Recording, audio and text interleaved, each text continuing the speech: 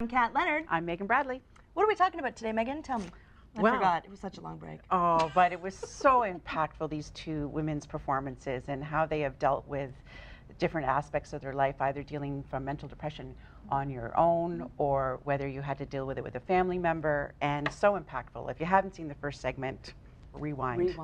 Put it on repeat. It's That's amazing. right. This is Adrianna Prosser and Lori Lane Murphy. Aren't they lovely?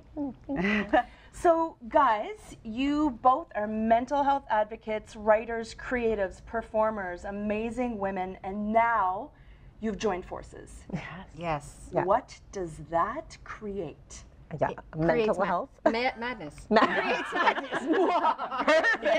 Yes. Well, we thought, and I think Adrianna and I knew once we met about a year and a half ago that something was going to happen. How did you meet? I tweeted her because I saw pieces of everything but the cat, because I was like trolling basically on the internet for other mental health advocates, and I was drawn to her immediately. And what's one of the fantastic things about Adrianna, other than her passion, is that she gets back to you right away. And I love that. And we connected right away. And I think we sort of always knew that we were going to do something. We just didn't know what that looked like. And then as we were doing our own projects and so on and so forth, we finally sat down again and said, what can we do with this? What's our channel? What's our platform going to be? And we came up with the podcast idea, sort of based on a live storytelling model, whereby it's not an interview. We're going to have storytellers come up and tell their stories of mental health, and then we just kind of break it down with them and have a conversation, as our goal is really to shine the light on stigma and stomp it out, if you will. And we fooled around with some ideas for the title, and we just kept going back and forth and kind of whittling down and flipping words. And finally we decided on Stories Like Crazy, because if we're going to be stigma fighters, we have to take back some of those words, those emotionally charged words. I don't think there's anything wrong with using the word crazy. And we're going to go with that. Well, you talk about like words and, sticks and stones, and a lot of it is what the intent behind it is, right? Correct. What is changing now, or what are you guys changing with regard to intent and perception of people who are dealing with mental health issues? I think it's exactly that, where we're taking back the language, trying to be quite conscious of how we engage with people and the community at large. Simple things like a mental health advocate actually tweeted me because in my show I used to say my brother has committed suicide. And somebody reached out to me after seeing my show saying, that language further stigmatizes and really goes against with what you are trying to advocate.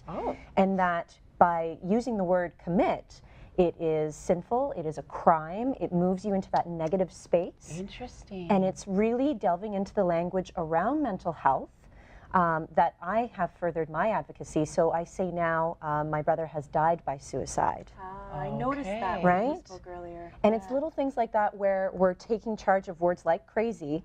And sometimes we want to tap into that baggage. We want you to start at a level of fear and angst, and we want you charged, because this is a pretty big topic. Oh, yes. So if we start with things like Stories Like Crazy, you're already in that moment of you're just about to possibly be in that stigma zone, that judgment zone, and we want you to break it. We want you to be very conscious of the fact that you're like, no, that's a bad word. And it's like, well, let's unpack that. And that's really what Stories Like Crazy is about, is unpacking everything around mental health and mental illness. And then all the different faces of it. Yes. Because it's in so many different faces. And will you embrace all of that?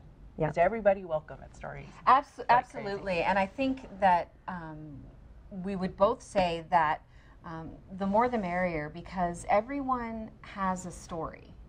And I think that there has been so much shame attached to mental illness. There's also the misunderstanding that if you say mental health, people still tend to go down the path of illness or bad or negative. Because it's just replaced. Everyone has mental health. Right. Yeah. Everyone has mental health. You can have a mental health issue that's been plaguing you for a long time, but not have a diagnosable illness. Yes. What's the difference with that? That's a really good. Thanks, Megan. Yeah, that's a really good story. Well done, Pat. Here we go. Here we go. As far as I know.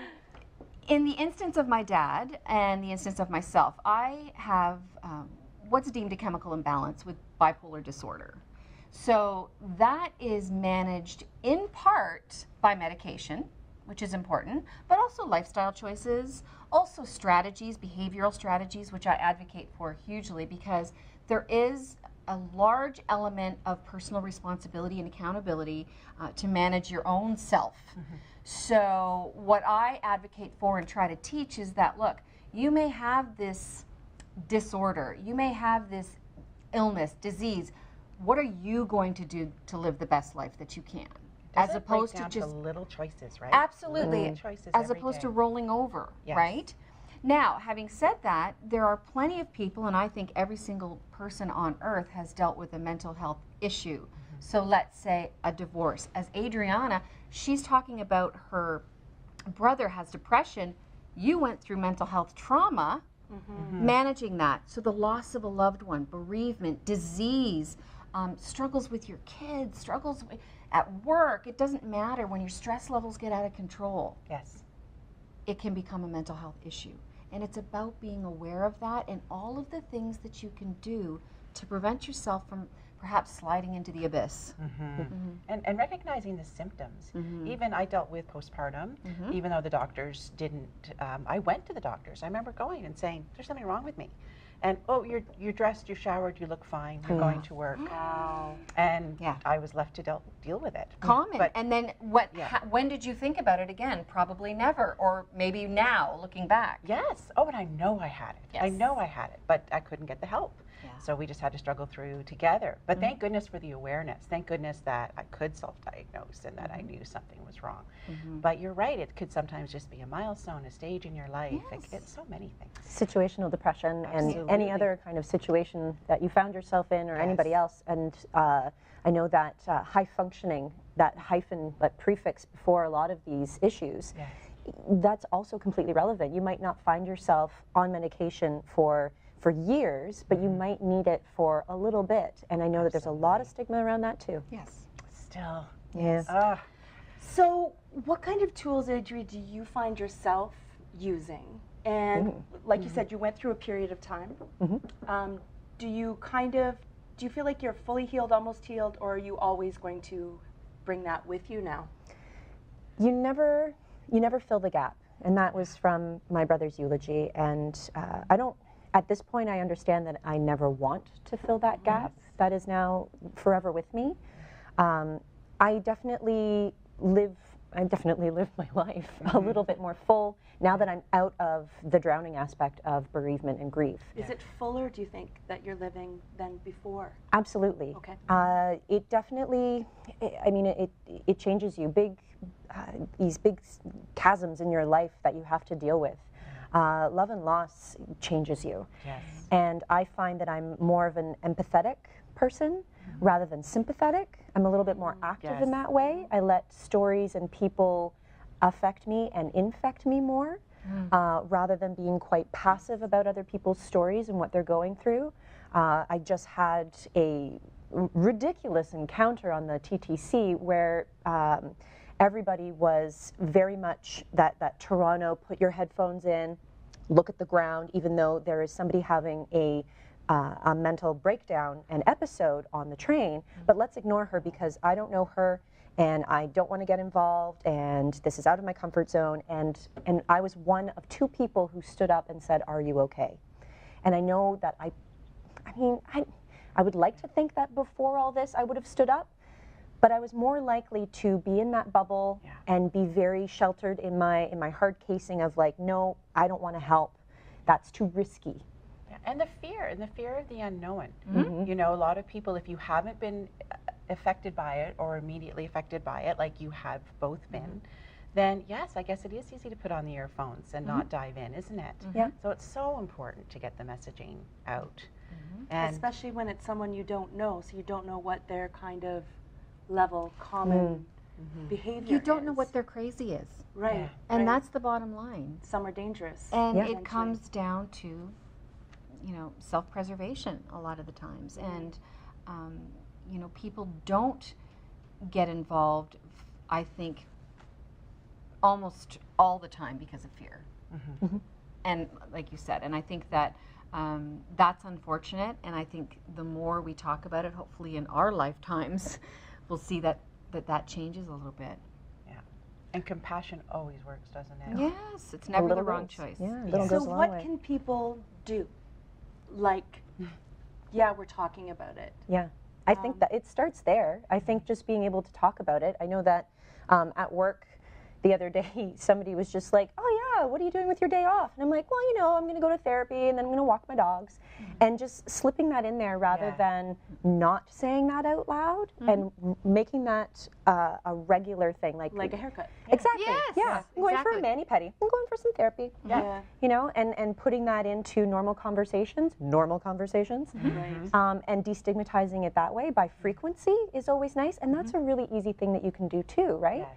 And perhaps it's not therapy for everyone. Maybe it's, you know, I'm going to take some downtime. Yeah. I'm going to do, you know, a little bit of Netflix therapy. I need to self-care, you know, like little things like that. Well, self-care is becoming more common and acceptable. And that is a great buzzword Yes. that really is about mental health. Yeah. Yes. Yeah, I think you're right. And it's like, back off, I need some time. Because in my experience, people, I'll be like, whenever you try to say you want to do something, like, oh no, oh, it's okay, come, you know, let's do something. You don't have to be alone. I want to be alone. I'm like, Yeah. great to be with. Yeah, I shove love my off, own mister. company, right? Yeah. Self-care Yes. starts with self-awareness. Yes. It does, Knowing but what just you like need. Adri said too, about slipping these things in, and so it's about, you know, it makes me smile when you say you're going to therapy. I will say to people, I'm off to the psychiatrist. I need, you know, to talk about my meds or whatever. And you don't have to go deep into disclosure. No. You know, Adri doesn't have to talk about tell her whole life story, but she has acknowledged this. You've asked me. Yeah. This is the truth of what I'm doing. If you're going to ask me a question, ask Here, me how I'm I going to am. answer I'm it. going to tell you right Right? now. Because there's nothing to be ashamed of. It's not about weakness. And I think that's huge for people to understand. It is not, God, it is not a character flaw. Yeah. Well, ladies, you are doing such great work creatively and for the community, and I'm just so blessed to know you. Thank you for being on the curve with us. Thank you. And good luck with Stories Like Crazy. Reach out to these women if you want to be involved and help out, see their stuff. Google it and look up these guys. I'm Kat Leonard. I'm Meghan Bradley. We're The Curve.